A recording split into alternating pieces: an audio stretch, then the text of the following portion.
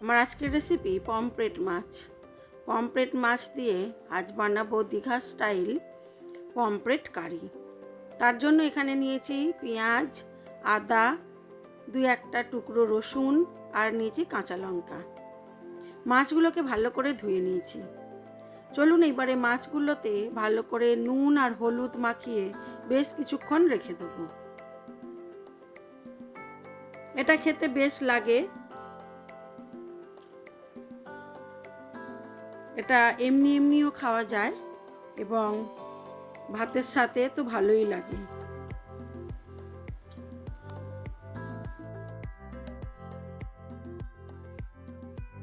আমি আদা, রসুন, পেঁয়াজ, কাঁচা লঙ্কা ছাড়াও আরও কিছু মশলা দেব।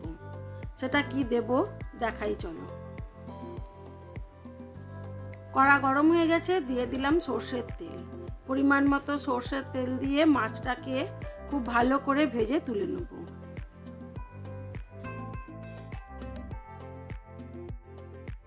মাছ আমি একটু কম ভাজবো। এটা কিন্তু কাঁচা মাছেও হবে। কাঁচা মাছের মধ্যে মশলা মাখিয়ে রেখে মশলাটাকে সরিয়ে রেখে মাছগুলোকে আগে ফ্রাই করে নিতে হয়। আমি না মশলা মাখিয়েই আগে তেলের মধ্যে যেমন আমরা মাছ ভাজি নুন হলুদ গুঁড়ো মাখিয়ে মাছটাকে ভালো করে ভেজে তুলে নেব।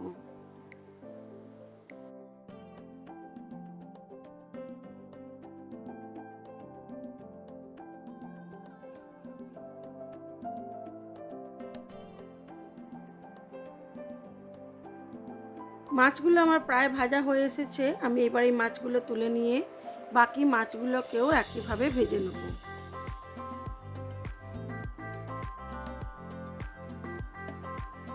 এখন তো পমফ্রেট মাছ আর ইলিশ মাছ বর্ষার কারণে বেশ অনেকই বাজারে পাওয়া যায়।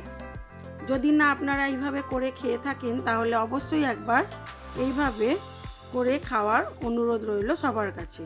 এটা খেতে কিন্তু সত্যিই সুন্দর হয়। চলুন আমি বাকি মাছগুলোকেও ভেজে নিই।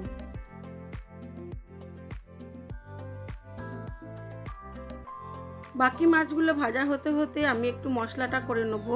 পেঁয়াজ, আদা, রসুন সব একসাথে বেটে নেব। তার সাথে কিছু কাঁচা লঙ্কাও দিয়ে দেবো। মাছগুলো আমার প্রায় ভাজা হয়ে গেছে আর কিছু মাছ আমি কম ভাজা করেছি।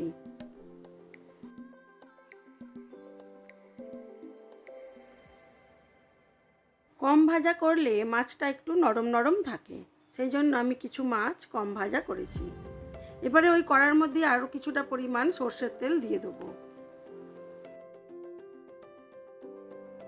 তেলের মধ্যে কোনো ফোড়ন দেব না, দিয়ে দেবো যে মশলাটা আমি বেটে রেখেছিলাম সেটা।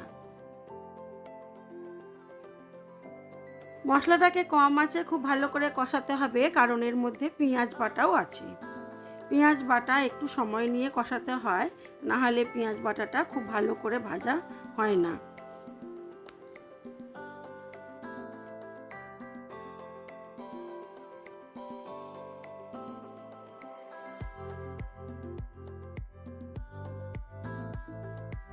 দিয়ে দিলাম স্বাদ মতো নুন,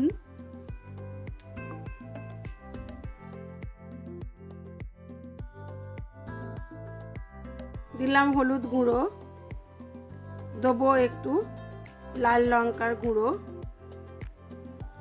ঝালটা আমি কাঁচা লঙ্কারই দিয়েছি, লাল লঙ্কাটা দিলাম রঙটার জন্য। এবারে মশলাটাকে আবার ভালো করে কষাবো। যতক্ষণ না পর্যন্ত তেল ছাড়ছে ততক্ষণ পর্যন্ত মশলাটাকে ভালো করে কষাতে হবে।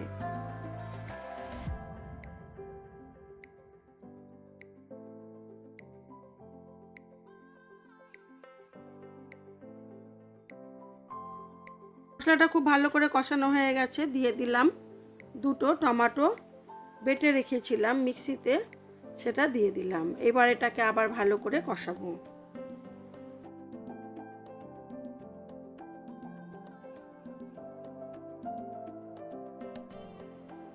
মশলাটা খুব ভালো করে কষানো হয়ে গেছে। এবারে আমি আরেকটি মশলা দেব, সেটি কি দেখুন।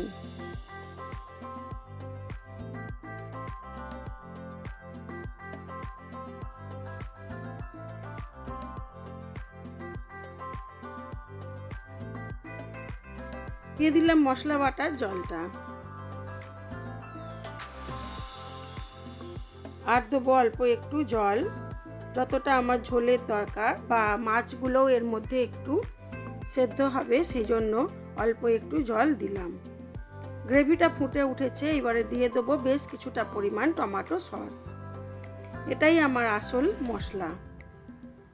আমার আজকের যে পমফ্রেট মাছের ঝাল, এটাই হলো আমার আজকের আসল মশলা। এইবারে আমি মশলাটাকে ভালো করে কষিয়ে ঝোলটা ফুটে উঠলে নুনটা দেখে ঝালটা দেখে দিয়ে দেবো ভেজে রাখা মাছগুলো। আমার আর একটু নুন লাগবে, দিয়ে দিলাম। এইবারে দিয়ে দেবো ভেজে রাখা মাছগুলো।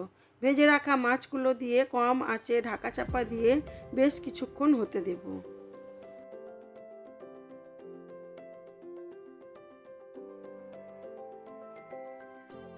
যেহেতু এটা আমরা আজকে ভাত দিয়ে খাবো সেই জন্য একটু আমি গ্রেভি রাখবো। আপনারা চাইলে যদি শুধু খেতে চান তাহলে কিন্তু গ্রেভিটাকে একেবারেই শুকনো করে দেবেন।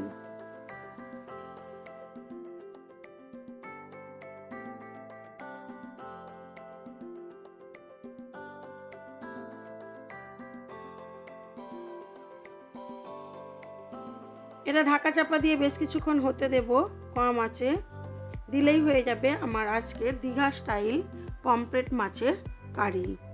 এইবারে দেখাই চলুন এটা সার্ভ করে দিয়ে আমার আজকের লাঞ্চ মেনুতে কি কি ছিল।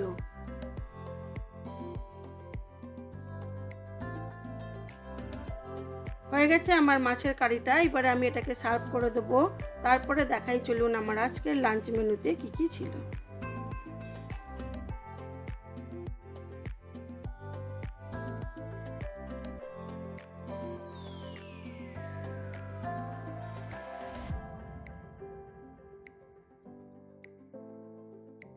আমি এবার এটাকে সার্ভ করে দেবো।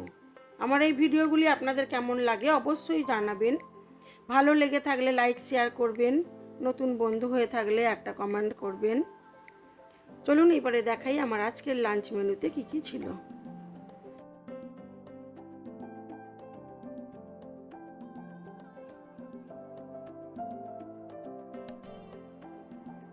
আমার আজকের লাঞ্চ মেনুতে ছিল সাদা ভাত, কাঁচা লঙ্কা, স্যালাডে ছিল গাজর, আর ছিল আলু পোস্ত,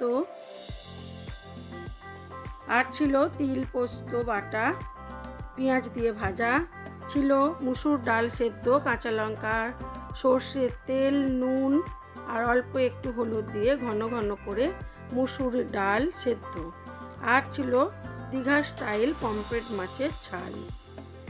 আজ এইটুকুই।